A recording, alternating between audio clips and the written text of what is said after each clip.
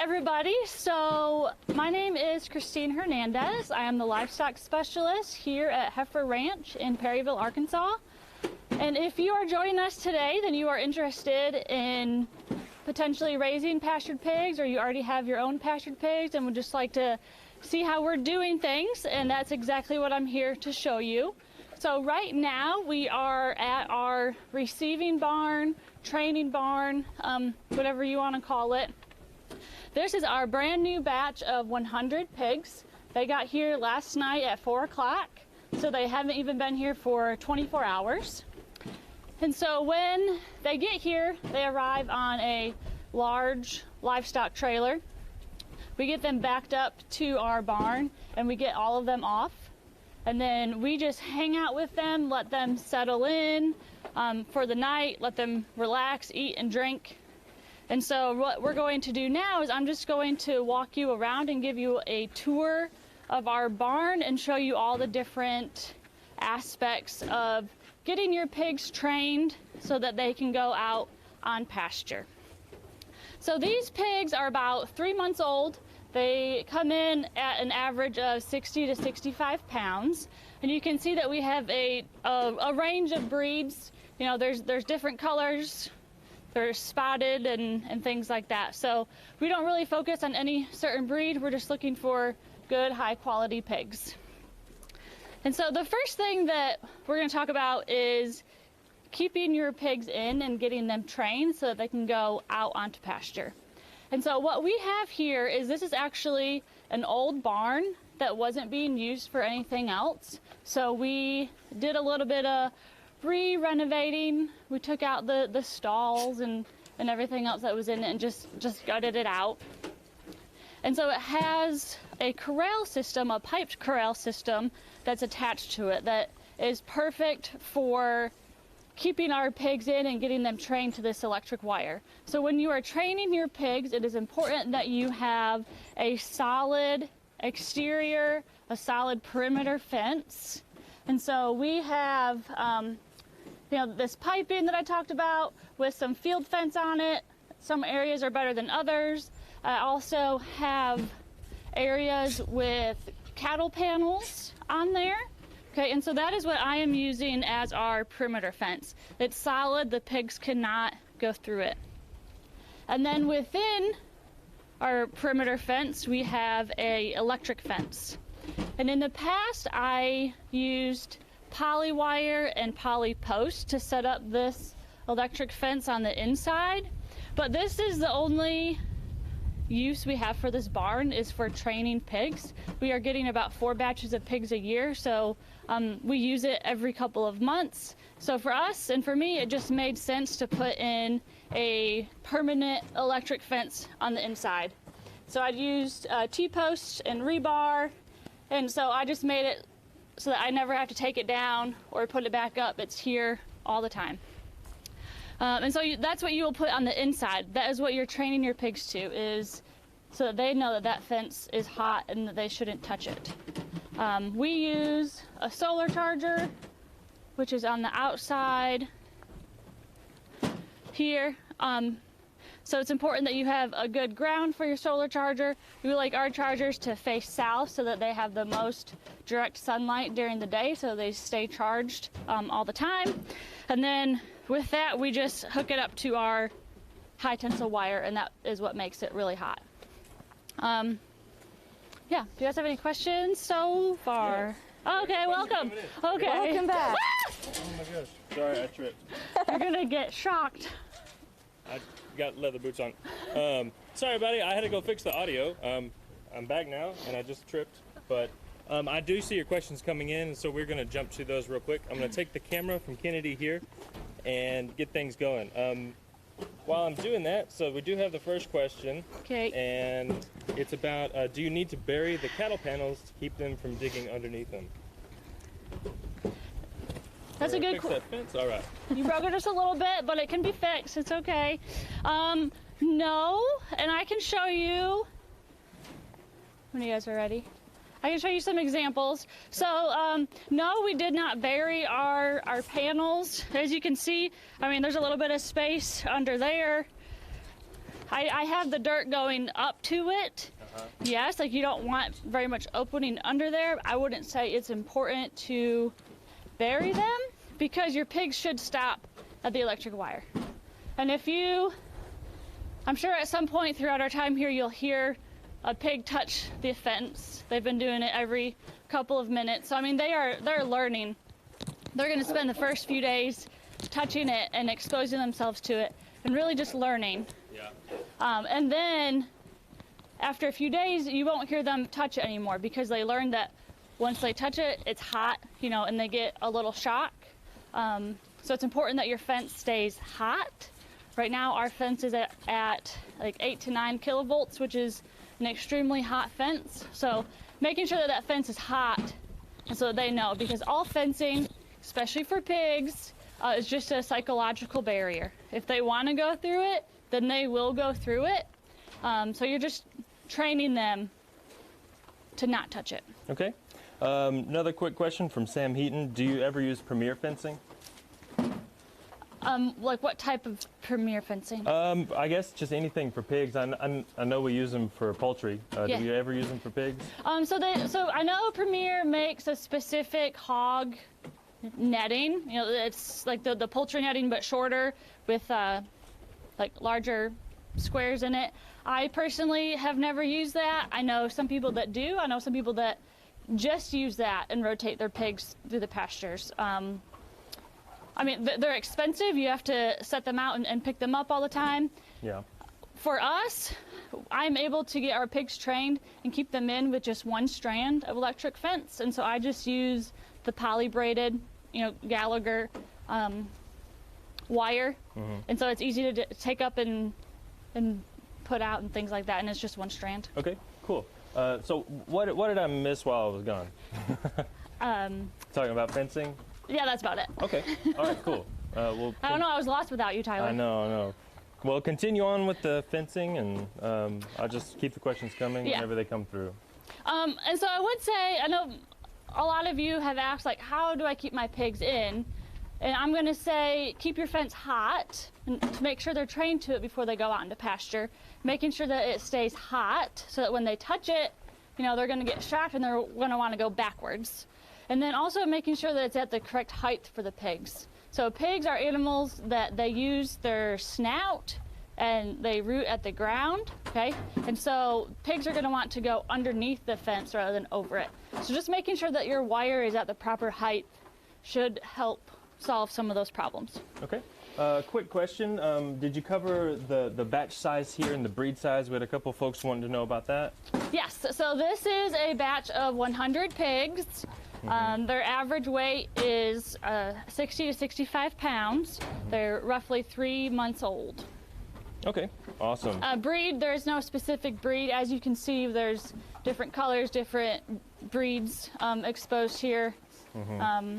Some mixes and things like that. So just a little bit of everything.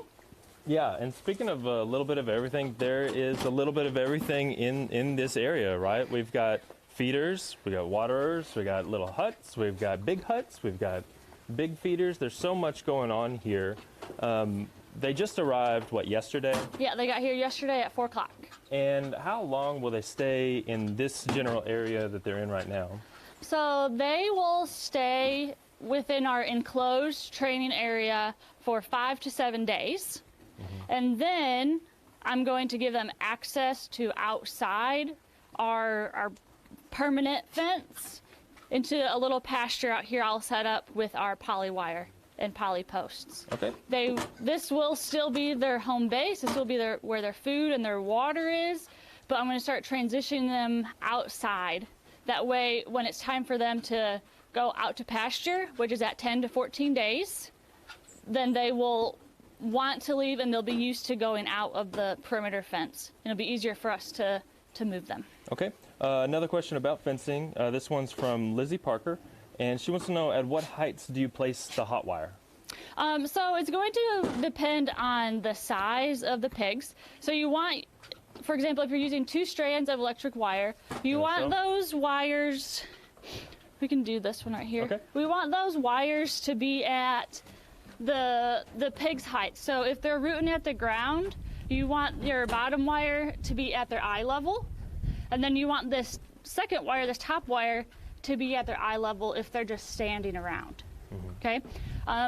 If you're going to one strand and your pigs are out on pasture, you know, they're pretty good size, about 14 to 12 inches is a good height. Okay. But with these, so I just use rebar.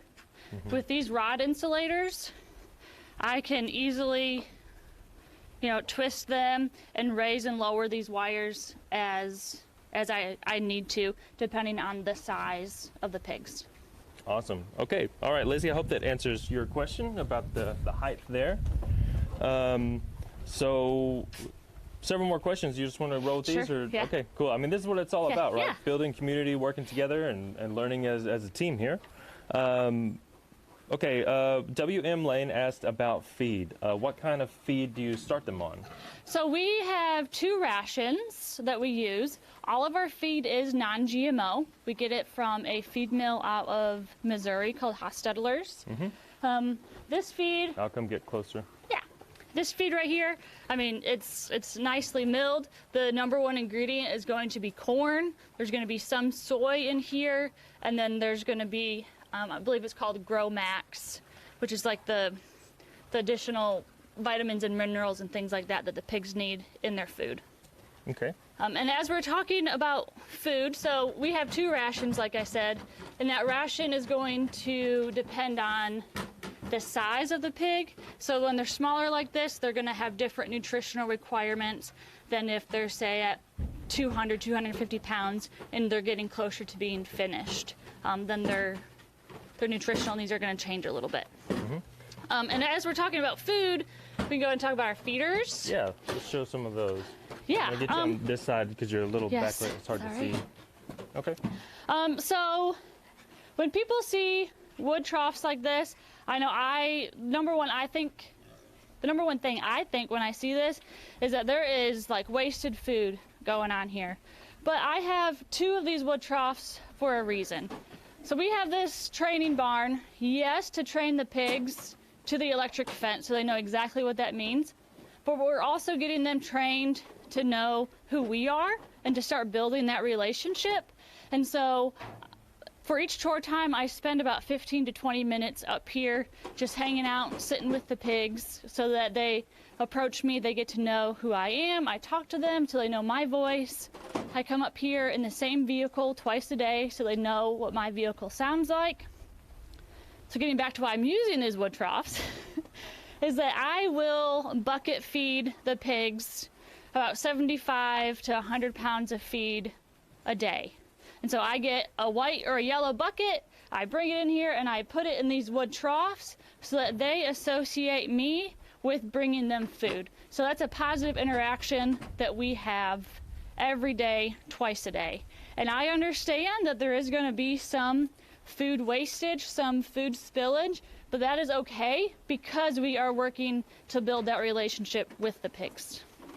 Awesome. That makes So that's one feeder. Absolutely. Well, let's talk about this hay bale because we do have a question about that, and then we'll show some more of the feeder. So let's see. Sam Heaton asked, what are the reasons you placed that bale in here? So it is December 18th, I believe is today's date.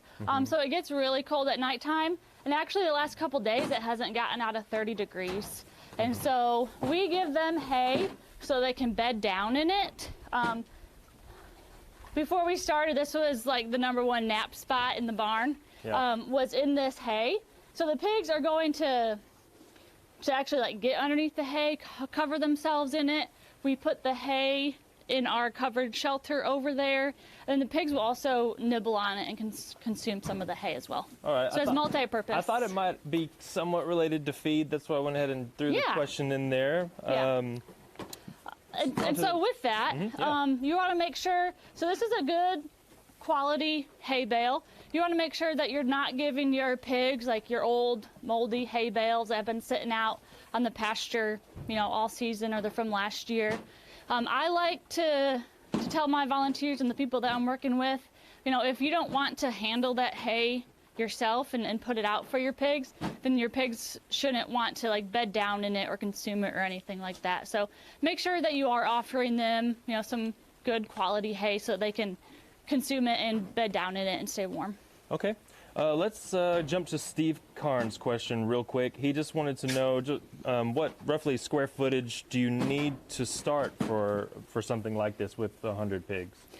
So I knew someone was going to answer that question, and I meant to do a little bit more measuring up here. I believe that our covered area is 65 feet by 35 feet, but then we also have the outdoor pasture area. Right. And so that's important to have in your training area, a covered area so they can stay out of like the wind and the rain, but also like a dirt or a grass lot that they can go into.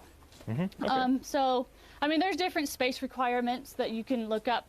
If you want to look up the Grassroots Livestock Cooperative, we have livestock standards that we follow on there that have the square footage needed for the pigs at their different sizes. And we will type our email address in the chat where you guys can contact us and ask any, additional follow-up questions like that. So look for that in the chat in just a second. All right, let's go back to the feeders. You want to? Yeah. The other ones? Okay, yeah. Oh, Lizzie Parker wanted to know about that feeder. Do you take the trough feeder into the pasture ever? So that's a good question. What I will do with these wood feeders, I just leave them up here in the training area. Okay. But at the 5 to 7 day range, when I let them out into, their second pasture with just the poly wire, I do move these wood troughs out there to help entice the pigs to go out there. Awesome. Okay. What do we got next? So this metal feeder, some of you may recognize it as, it's actually a turkey bulk feeder. I got it from a salvage yard for very, very cheap, and I immediately thought of piglets. So, we can fill this up with a lot of, if I can open it. I'm not gonna open it. While she's doing that, anybody else who's watching in the chat, if you have questions, just type them in the live chat and I'll let Christine know and we'll do our best to answer them. Anyways, so there's troughs on either side, and this is just a gravity feeder. So the feed that's inside, it will continuously flow down so the pigs have continuous access to the feed all the time. It's right at their height, it's nice and long so that they don't have to compete with each other for the food.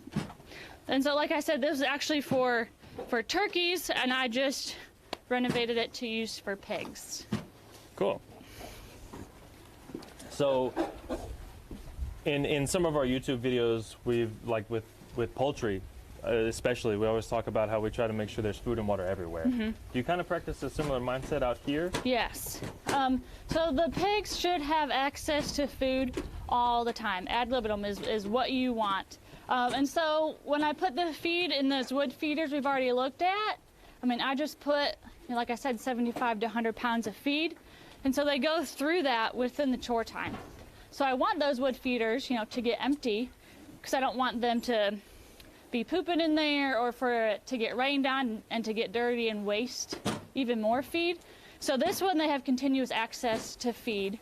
And then with our next feeder we'll look at, they have continuous access as well. Okay. Let's see. So Atten B asked about the total area of the barn. Atten, we just talked about that, so you can just go watch the replay after this is over. WM Lane asked, how much feed for pig do you average per week? Per week? Yeah, just anything about how much feed you go through for this batch of 100. So from the time you have the pig to the time it goes to processing, you will use about 750 to 800 pounds of feed per head, per pig. Per pig. Yes. Okay. For their entire... From the time you get them, say you got them after they were weaned until they go to processing, we send ours to processing about 300 pounds. Okay. You should go through about 750 to 800 pounds of feed. Okay. All right. That's great. And we'll try to type that in the chat here in a little bit. It's about 700 to how many? 750 to 800 pounds. Okay, cool. Yeah. 450 to 800. 750. 750 to 800 pounds. Per head. Per head. Okay. Cool. So we got the trough feeder, Yes. the turkey feeder. Yes. Anything else? Yeah, we have that feeder. Ah, the bulk feeder. Yeah. You want to check it out? Excuse me. So I gotta take a little break here and show off our pigs for everybody. We haven't showcased them enough. That's I feel true. like, and they're the real stars here. So here's the batch, everybody.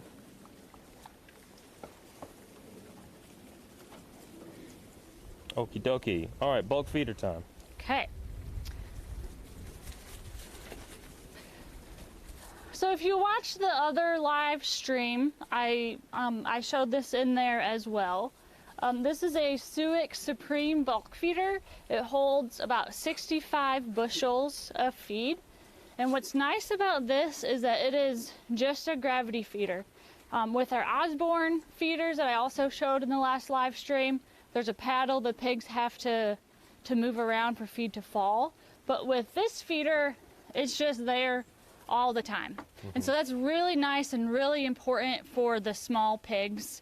So all they have to do is lift up this door and they can have access to feed. With the Osborne feeders, it even says on there it's not recommended for pigs under 100 pounds because they're not strong enough to move that paddle. So with this one, like I said, feed all the time, continuous access to it. It's very easy for the pigs to learn how to use it. And then I will keep this with them while they're out on pasture and move it from paddock to paddock. And then I make sure that it's up here every time we get a new batch of pigs.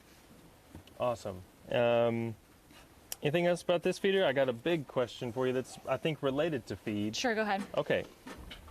Jared Flack wants to know about strategies for ensuring tender meat. While you have the pigs on your farm and during processing, just what are some of the things the key things that you think that really contribute to high quality pork?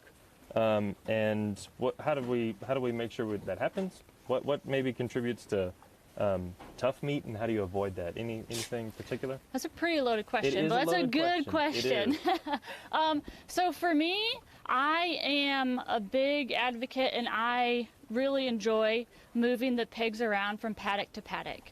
So like I said, the pigs will be up in this spot for a maximum of 14 days, and then they'll go out into our wood lots or out onto pasture. And then while they're out there, I move them every 7 to 10 days. So they are getting fresh forage. If you look out here, this was planted in ryegrass. It was about 10 to 12 inches tall yesterday. And now if you just look at it, the pigs have gone and they've eaten it down, they've stepped on it and things like that. And so a lot of people think that pigs don't like to graze or pigs aren't grazers, but pigs absolutely love grass and they love going out and foraging for things, rooting things up. And so keeping your pigs moving to fresh areas, getting them off of like their bare ground areas, away from their own manure, I think that will increase the quality of the life of the pig and then ultimately the end meat product. That's a great answer. And I think there's so much, we could do a whole live stream just dedicated to that topic alone. So that's a great question, Jared. Thanks so much for asking it. All right. Did you mention how much this holds? 65 bushels. 65 bushels. All right. And when they're out on pasture, how often will you fill this up? I will fill their feed as they get bigger, like they're going to eat a little bit more. So I'll fill their feed up 1 to 2 times a week. When they have this one out there, when they're fresh to going out to pasture, they know this feeder, they're trained to this feeder, and so they'll eat the feed out of this one a lot faster than they will out of our Osborne ones because they have to spin that paddle. So once to twice a week is how often I fill feed. Cool. Awesome. All right, should we make our way back over there? Yes. Okay.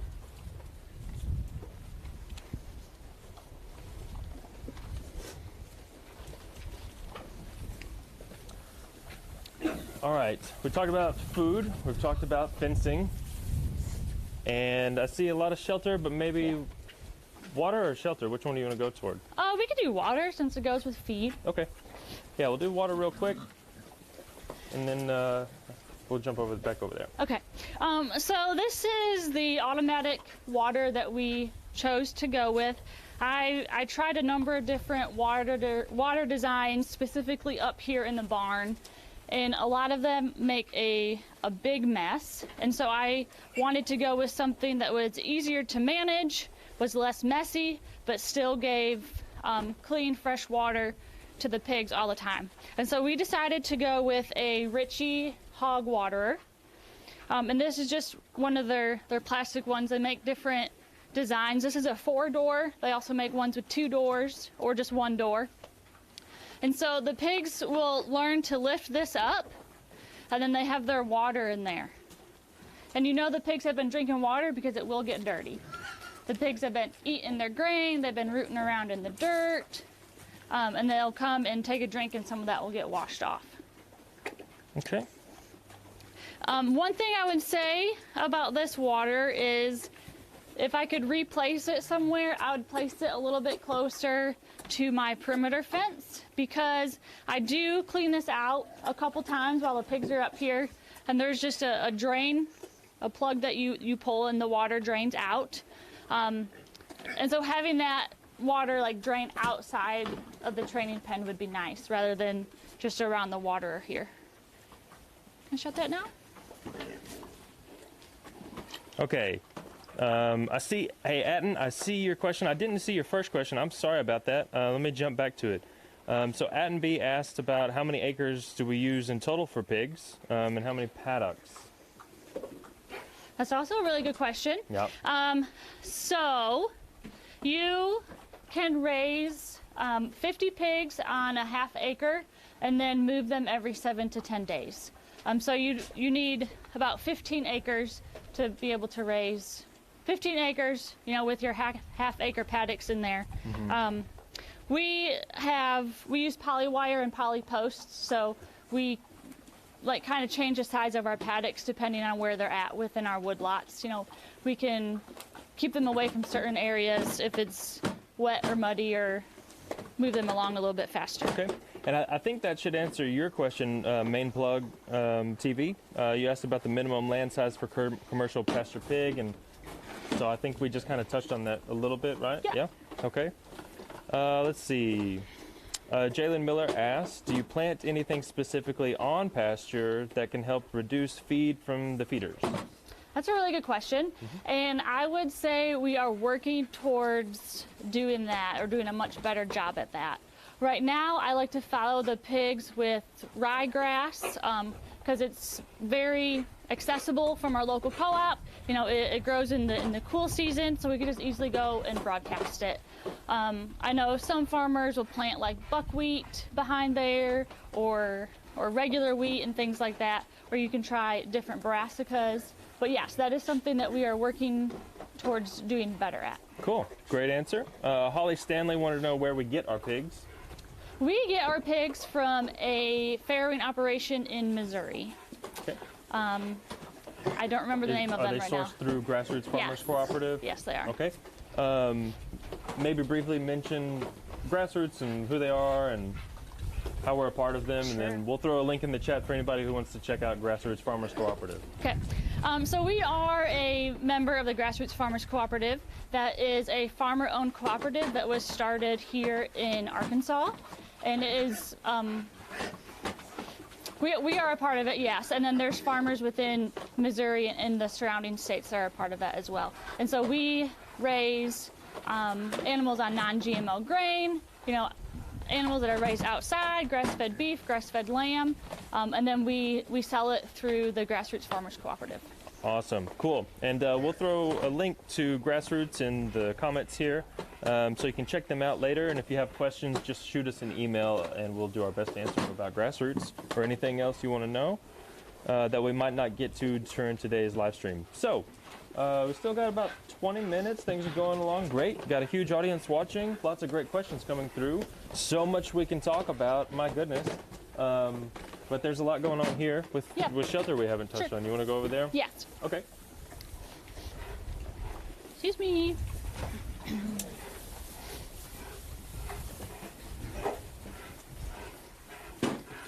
So we can start with this big shelter behind me. Mm-hmm. We just added this in about a month ago. And so the whole point as to why I wanted this is because we are on top of a hill, and so it gets pretty windy up here. It's windy up here today, but it's also the middle of December. So we wanted to give the pigs an area where they could really go and bed down and be protected from any drafts or from the wind. And so all of this material that we used to create this hoop structure was already here on the ranch. So we didn't want to have to buy any new material. Some of this lumber was actually harvested from our own pine plantation, from our own pine trees. This white and gray tarp up top is a tarp that got ripped in a storm from our poultry schooners, and so that was repurposed up here.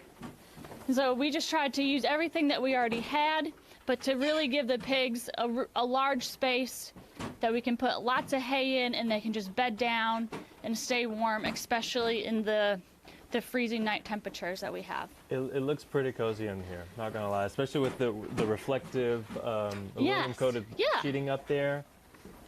And so this aluminum bubble insulation we use in our poultry schooners in the summertime. And so I just repurposed it to use it here in the wintertime, and then in the summer it will go back to the poultry. Awesome. And so this is a structure that we will keep up all year long. We will probably take the tarp off and this insulation off, but I mean the rest of it will just stay here so that we can always have a nice covered area for the pigs to get into. Cool. A couple of questions. Lizzie Parker want to know, do our pigs rotate through pasture after other species? That's also a good question. And so right here at Heifer Ranch, we are raising our pigs in our pine plantations. So we have a couple hundred acres planted in pine trees. And so that's where we are raising our pigs at. But it is the plan to clear some of those trees so that we will be able to plant different forages behind the pigs so that they can eat them, and then also to use multi-species behind them. So we have sheep and we have cattle that we could graze behind the pigs. Yep. Okay. Bansley's Berkshire Ridge Farm wants to know, do we do any farrowing? Great question. We used to farrow 25 pigs on pasture a couple years ago. We had some red wattles and some Berkshire sows. I currently have 7 Boston Mountain Gilts here right now that are bred, and they should start farrowing January 30th. Awesome. Okay. Anything about this space we want to touch on? I don't think so. Okay. All right. We can come. I guess you can come on out of there now. Thanks.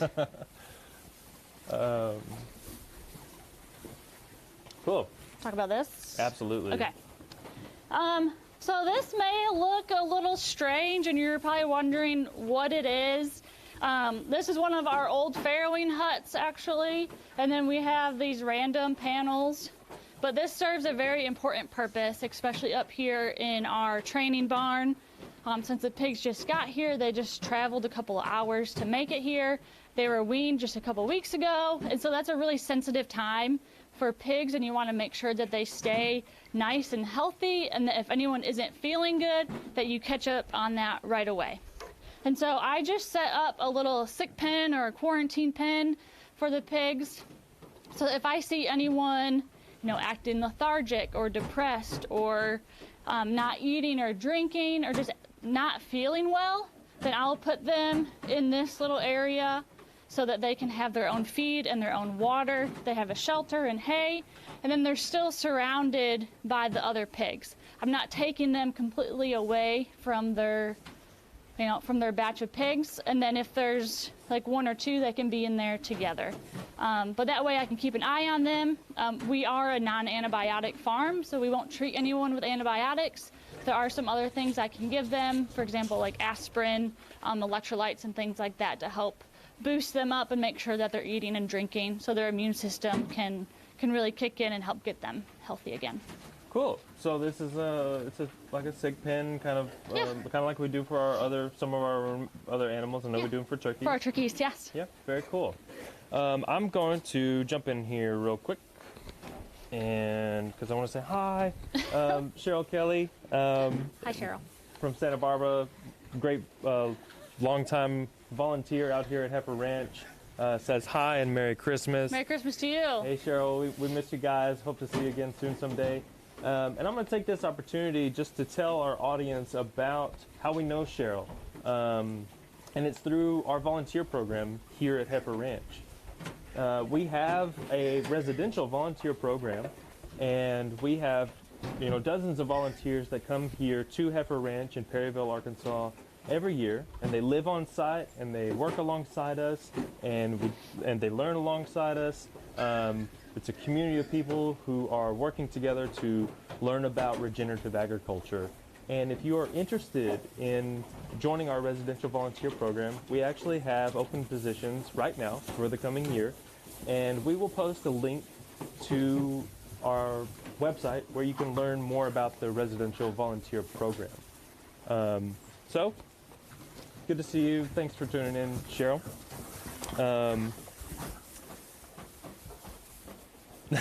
Lizzie Parker says this is the COVID pen. Yes, hopefully COVID free. But yeah, quarantine for sure. All right. Hey, Lizzie Parker says she is hoping to be a part of the residential volunteer program. Awesome. So We'd love to have you. definitely. And livestock too. I didn't mention we have livestock volunteers, we have horticulture volunteers, we have maintenance volunteers. There's a little bit of something for everybody out here that's related to farming and regenerative agriculture. So, Lizzie, we hope to see you soon. And another question from Atten. He said those 15 sows will be placed in a different area or in this barn? 15 sows? I have 7 gilts right now that will farrow at the end of January, beginning of February.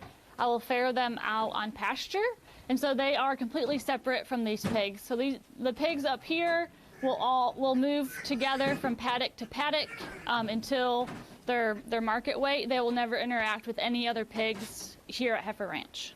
Awesome. Another great question from Jared. He just wants to know, are there any important lessons you can share that you learned the hard way? I'm sure there are. I'm sure I have a whole list of them. Yes. So with pigs, you need to be patient, very patient. And you need to learn their trust. And I can do almost everything with these pigs by myself because I go slow, I'm patient, they know who I am. So for example, yes, my pigs are trained to electric fence. That doesn't mean that I don't have a pig or two that gets out of the electric fence when they're out on pasture, but I can usually, maneuver a few things and be able to get that pig back in by myself, just being calm. Trying to get pigs out of this barn and, going down the road so we can get them out to pasture. I've maybe had a temper tantrum, you would call it. That can be a very frustrating time. But like I said, just being calm and being patient with the pigs and letting them go at their own pace is very important, especially with this many pigs. Cool. Okay, so we've got about 10-15 minutes left. We've touched on a lot of things that are kind of in the barn. We've talked about shelter, food, water, fencing. What's going to happen next? What will happen once they're through with this initial phase? How are we going to get them ready to not be in a barn? Yeah. So, can we go over by that gate? Absolutely, Okay. yeah. Hey, Kennedy, did you get the volunteer link? Okay, cool. I saw your comment, David, and I'm making sure that link gets put in there.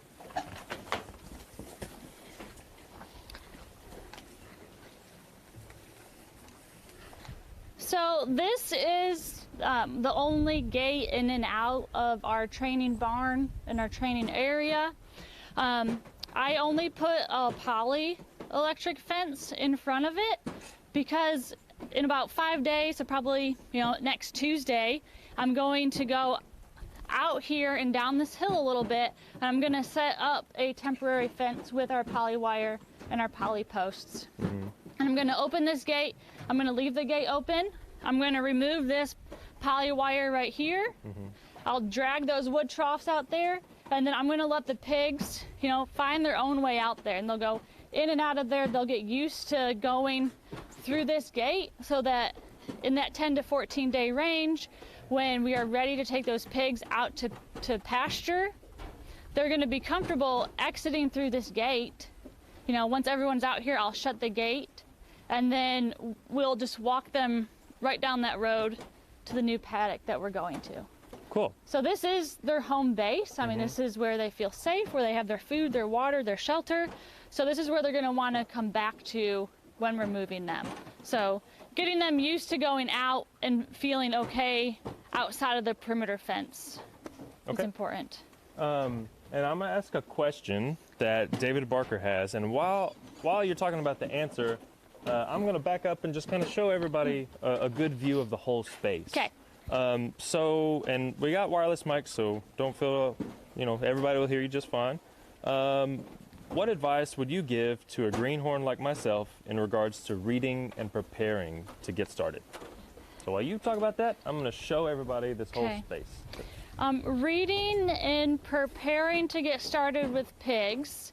I kind of feel like a lot of the books out there all say the same thing, and I have a ton of pig books on my desk, and it kind of depends on what scale or what size you're going for. A lot of the books that you'll find are actually for people that are doing, I would consider, like backyard pigs, you know, raising a couple feeder pigs for their own consumption, or maybe a few to process for their friends.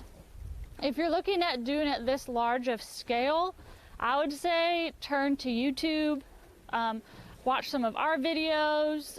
Joel Salatin has a few great pig videos out there.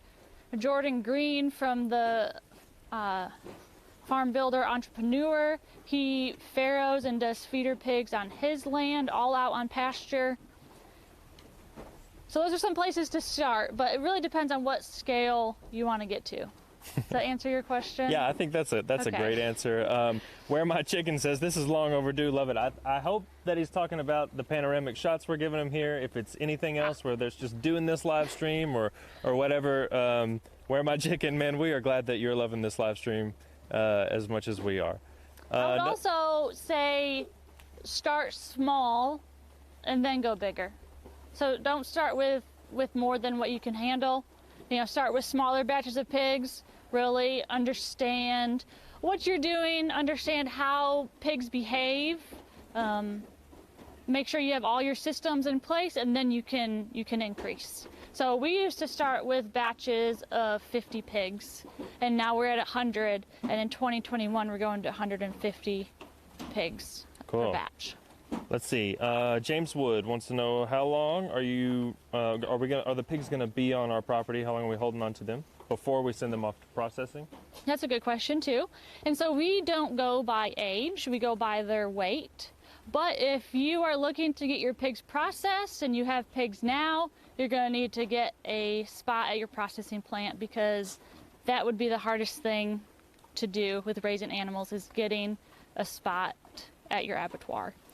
But, so for these pigs, we want to get our pigs processed at about that 300-pound weight. And so once the pigs leave this training area, we'll take them to an intermediate pasture. And then after that, we're going to take them to our corral, and we'll get a weight on everyone. And then we're going to go move them down to our pine pastures. So we want to know how much they weigh, and then we can, you know, forecast when we think that they'd be ready to go to processing. Our pigs gain about a pound, like 1.75 to 2 pounds a day.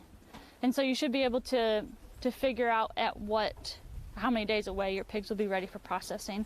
So, but to answer your question, 7 to 8 months of age, or about 300 pounds.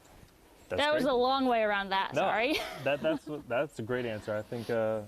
I think people would definitely prefer more information than too little. So David says, yes, he's definitely a fan of Jordan Green and Joe S. And David, I hope you're a fan of Christine H. now. Okay, I think that does it for questions right now. Any kind of final thoughts, closing arguments you want to make about this whole setup? Yeah, actually. So we talked about fencing at the very beginning, but something that I didn't point out. So yes, we have a very nice hard perimeter fence to keep the pigs in. They cannot get out of that. And then we have our electric fence. But we don't have electric fence going around every single edge of this training space. It's actually just along one solid and then 2 half sides of it. So your pigs are going to interact with it no matter what, but you don't need to worry about having it around your entire train area. Yeah. And why is that exactly? I didn't hear, or I don't know if you said, but so why do you only have it on part of the sides? Just because you're training them and you don't necessarily need it to keep them in here? Yeah, because our perimeter fence is good enough. Yeah. I don't know if you've heard it, but they've already touched it a couple times since we've been out here. And so they're going to interact with it. They're going to run into it. They are going to know exactly what that fence means. Yeah. Cool. Okay, we got about 5 minutes left, guys. We got a few more questions coming in. And I just want to first, on behalf of us here at Heifer USA, say thanks to everybody for joining and watching the live stream. We go live about once a month right now. We're trying to do it a little bit more, but you know, subscribe to our YouTube page, like us on Facebook and Instagram, sign up for our newsletters, and you always know when we go live. And I want to thank you for joining us. And we got lots more questions coming in, so if you've got some last-minute questions, go ahead and get them in the chat, and we'll stick around and make sure we can get most of them answered. I told you a little bit about the residential volunteer program. We're showing you our pastured pigs. You know, we have a 3-acre certified organic market garden here. We raise a ton of vegetables, a ton of really great produce. We have a fantastic agriculture and horticulture team. We raise pasture-raised turkeys, pasture-raised chickens, pastured pork, obviously, grass-fed cattle, and there's just... Grass-fed lamb. Grass-fed lamb, yep. She does that one, so she want to make sure it gets in there. And there's just so much going on here, and we welcome you joining us digitally as safety allows. We welcome you to join us here in person as well. So check us out. If you have any questions, just shoot us an email. And lots of more questions. Okay, let's get to some of these questions. Not too many. David asked, how do you pick a processor, and what's the average cost for processing? Sure. That's a really good question. So if you are in Arkansas, which I hope you are, we use Cypress Valley Meat Company. They have one location in Pottsville, I think another in Bologna. They are great processors. You want a processor. So if you're going to be selling your meat at like a farmer's market or anything like that, it needs to be inspected by the USDA. So make sure that your processor has that available. If you're just doing it for yourself, then you can do like a custom meat processor. Make sure that, you know, that your processor puts out good, high quality packaging. You have your label on it and things like that. You want a processor that cares about your animal and your end product as much as you care about your animal while it's here on the farm. I mean, we have very high standards for raising our animals. We don't want that to be ruined by sending them to a processor that, you know, isn't good and doesn't follow those standards as well. So I recommend Cypress Valley if you're in Arkansas. Okay, and if you're not, just look for those things like quality, you know, USDA certified if you need that. See other people that use them and get their opinion as well. Yeah, and then did you mention about a kind of price per head? Oh, price per head, sure. Do you know off the top of your head? So that one, sorry, that pig touched it really good. There's going to be a fee for, there's going to be like a kill and a disposal fee. I believe that's like $35 to $50. And then depending on how you want your animal cut up and packaged, there's going to be a cost per that, like a couple dollars per package and things like that. Cool. Another question from Lloyd Borntrager. He wants to know, and I think this is Lloyd's first question. Thanks so much, Lloyd. Would you ever put pigs on a hayfield? Sure. Why not, right? Yeah. I would be careful, though, if you're going to be continuing to hay that. Like I said, pigs love to root around, and they will create, like, holes and craters and things like that in your pasture. So, yeah, for example, as here, you can see, one day. Yeah, less than 24 hours they've been here and they've done this. So they will change, you know, the terrain of your pastures. So that's something that you'd need to be careful with. And to go back to someone's question about following other animals behind pigs, I wouldn't follow chickens behind pigs, especially in our schooners, because there would be, you know, divots and craters and things like that. Okay. Let's see. Justin Herbert. Hey, thanks for the first-time question, Justin. Considering delays getting into a processor, what would you do if your processor couldn't take your stock? Would that ever even happen, I guess? And do we have the capacity to process it ourselves if we had to? Sure, that's a good question. Since we are a member of the Grassroots Farmers Cooperative, we are lucky enough to not run into that situation. Like, they know how many animals we have and when they'll be ready, so they can go ahead and get those processing dates booked well in advance.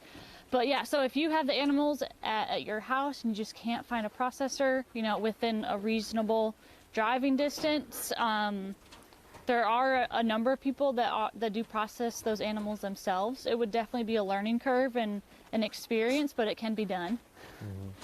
We used to process our own poultry here. We don't process any of the red meat, though. Okay, great. Let's see. Jared Flack asked about, so how much do our schooners cost to build? I don't know, Jared, if you're talking about poultry schooners or something over here that you see. So if you want to clarify that in the chat. But do you know off the top of our head how much the poultry schooners cost roughly? So those are prairie schooners, and that's like, you can go to prairieschooner.com. That's like a brand. I believe those ones are like $5,000 to $6,000. Okay. And you have to build them yourself. And they hold how many chickens? With our standards, we can put 500 chickens in there. Okay, cool. All right. David, the residential volunteer program come on out, join us. is anywhere between, like, I don't know, we usually try to get people out here for 6 weeks minimum. Ideally, though, people come for, I don't know, you tell them. I don't. We would love if you could stay for a full year. You would be able to experience all the different seasons. So, for example, the springtime would be lambing. Poultry is in high swing, spring through fall. Pigs are all the time. But you can really see the different seasons and how we raise animals in there. But we would love to have you as long as we can get you. Cool. Yeah, I think that's a great answer. There's so much to learn each season that if you really can stay here a full year, you're going to get the entire experience. Yes. Awesome. Okay, guys, it's a little bit past the end of the stream here. I'm going to just walk around and show you the pigs for a little bit because, hey, why not, for anybody who wants to continue to hang out. But we'll let Christine go and join me in thanking her very much for You're so welcome. taking your time to join our audience here. And yeah, let us know what you think in the comments while I'm showing you the pigs, of what you thought about today's live stream, what you liked about it, what you didn't like about it, what you'd like to see in the future in terms of our other operations here at Heifer Ranch. And we'll do our best to make that the topic of our next show. So on behalf of Heifer USA, I'm Tyler Pearson. That is Christine Hernandez. And we're Heifer USA. This is Heifer Ranch, and we're out of here. Thanks so much for joining us. Thank you.